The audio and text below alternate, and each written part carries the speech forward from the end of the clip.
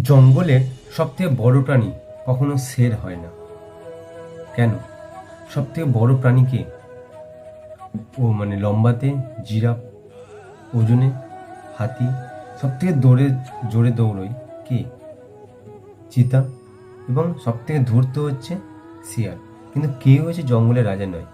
তাই একবার সিংহকে জিজ্ঞাসা করলো যে তুমি তো জঙ্গলের রাজা, সবাই কেন তোমাকে বলা হয় যে তুমি রাজা? কারণ তোমার মধ্যে তো এই গুণাগুণগুলো নেই।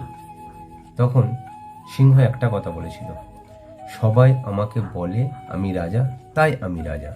তাই সিংহ এবং হাতি দুজনে যখন সামনাসামনি দেখা হয় না, সিংহের মনে সবসময় জানে আমি হচ্ছে এখানকার রাজা, আর হাতির মনে সবসময় জানে যে উনি হচ্ছে, সিংহ হচ্ছে এখানকার রাজা।